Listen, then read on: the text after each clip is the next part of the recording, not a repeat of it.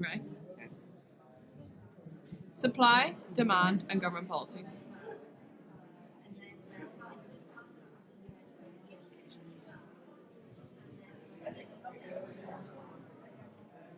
Governments use two policies to control prices.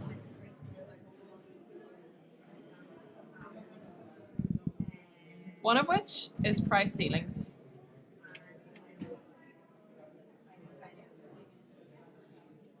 This is a legal cap on the price at which an item can be sold,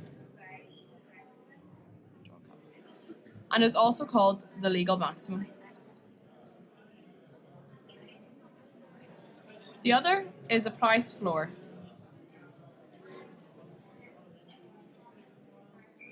This is the minimum price that producers can charge for a good. It is also called the legal minimum.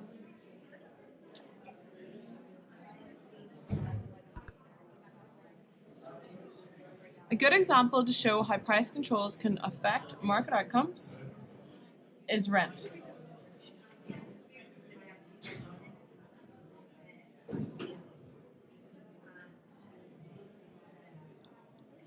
If a house is up for rent, in a competitive market free of regulation, the price will adjust to meet the supply and demand.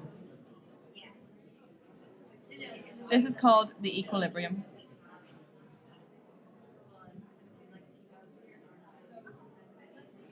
It is called the equilibrium as the quantity of houses matches is equal to the quantity that sellers want to sell. Okay, we'll stop it there. May argue that if prices are too low, due to rent control, this will depress their incomes. On the other hand, those seeking rental accommodation, or if they are successful in lobbying the government may place a legal maximum on the prices. Our model of the market allows us to make predictions of the effects of this. The effects.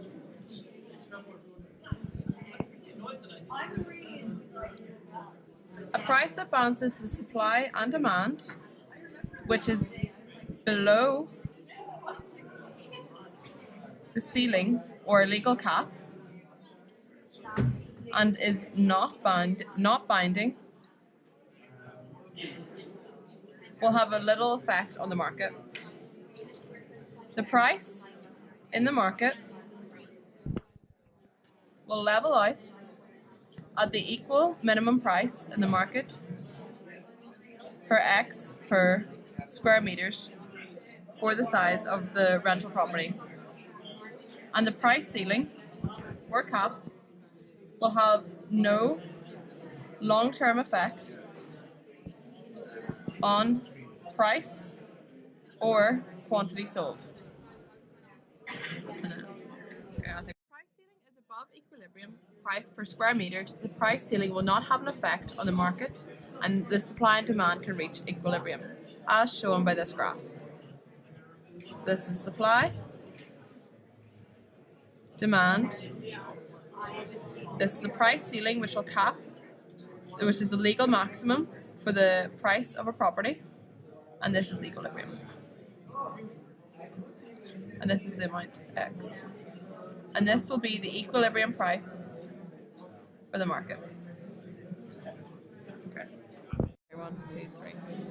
When below equilibrium price, the ceiling is a binding constraint on the market. This causes incentives to change.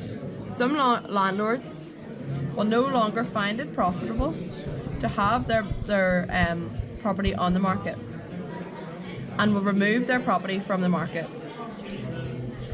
This will lead to a shortage in accommodation and also make the demand for properties higher. Okay. Other effects, such as those who want to secure accommodation, do get to pay a lower price. However, many others cannot get any accommodation at all due to the shortage in housing. A long queue may develop, or an underground economy. This underground economy which is made up of people who are willing to pay above the ceiling cap, or will find other ways of securing accommodation. This is also illegal. Sellers could also choose to rationalize accommodation based on their own personal preferences for people, and which may lead to discrimination against those looking for certain accommodation. Sellers and renters may also feel like it is not worth their time to lease their property and leave the market. This leads to more housing being taken off the market. There also may be less maintenance of houses, which leads to a fall in quality. Okay. Price wars will affect the market outcomes. Governments may choose to put a minimum price on certain products to reduce the use of them, such as alcohol. Introducing minimum prices, for example, alcohol, is used to curb the damaging effects of excess consumption. An example of this shown on the graph is when the price is below the equilibrium price, as shown by the supply and demand. The equilibrium price is here, and this being the price floor. It means that no alcohol can be sold below the price of, for example, €5, when the equilibrium price for the market, when it is not interfered with, would be €10. That makes sense. When the price is below the equilibrium price, the price floor has no effect. The market price adjusts to balance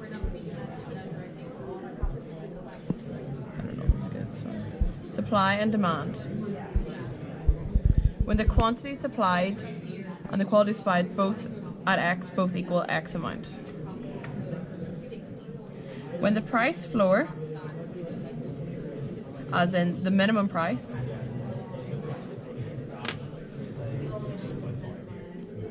is above the equilibrium, the price floor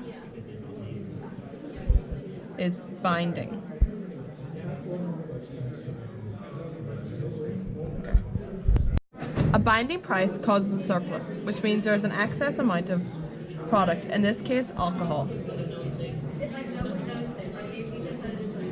However, the price floor has reduced the quantity demanded by units from the original equilibrium, which causes the amount of alcohol consumed to decrease.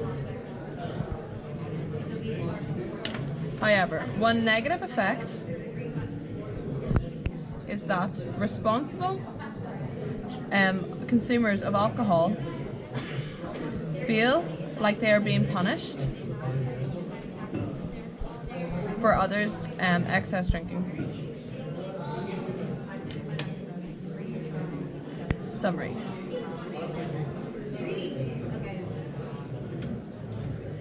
Price controls are used when governments or other agencies believe that the market is not allocating resources equally. Just as there is an argument that the efficient allocation of resources is not an equitable one, there are costs and benefits of imposing price controls.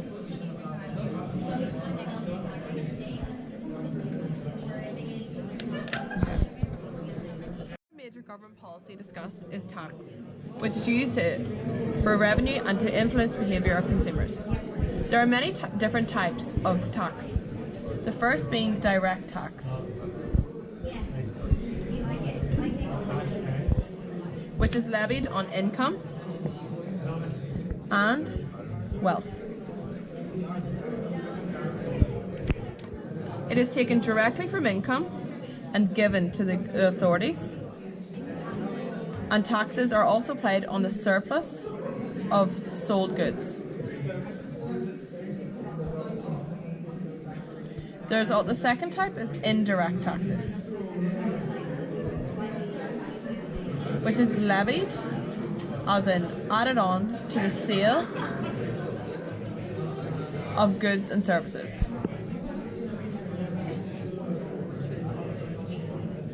The next type is a specific. This is a fixed rate of tax levied on goods and services expressed per unit amount. A good example of this would be the price that is added on to things such as petrol and gas per litre of petrol.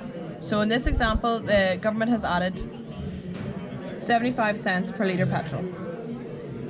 The fourth type is ad valorem.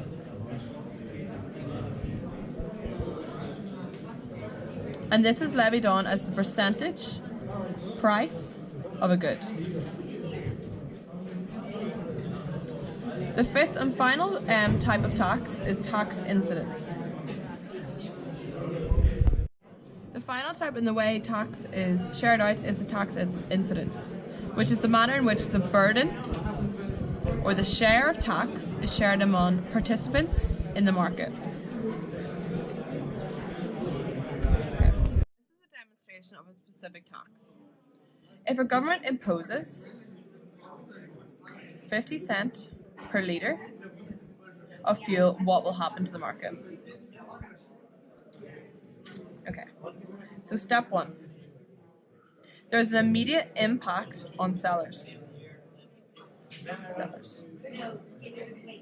The quantity demanded at any given price is the same, so the demand curve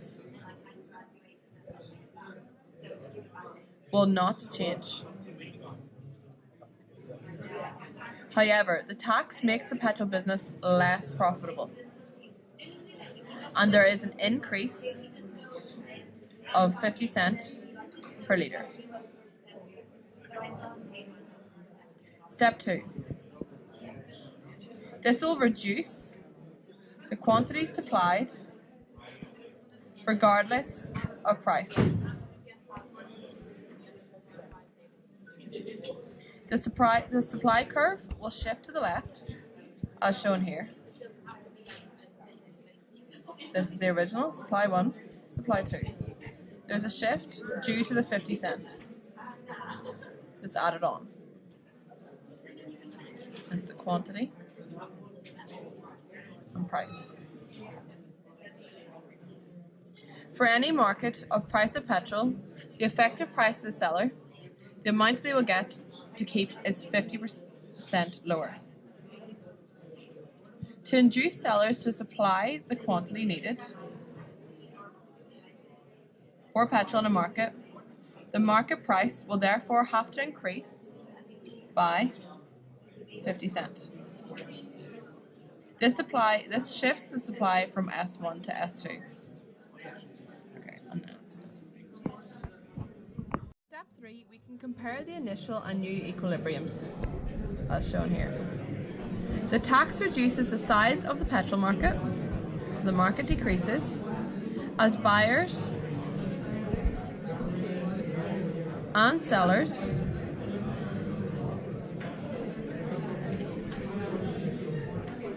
share the burden of the tax. For example, if the government puts on 20 cents per litre and they sell 90 million litres, this contributes 18 million worth of tax to the government. A tax on the seller shifts the supply curve upwards by the amount of tax. The implications of this places a wedge between the price that the buyers pay and that the sellers receive. The wedge is the same regardless of who the tax is levied on.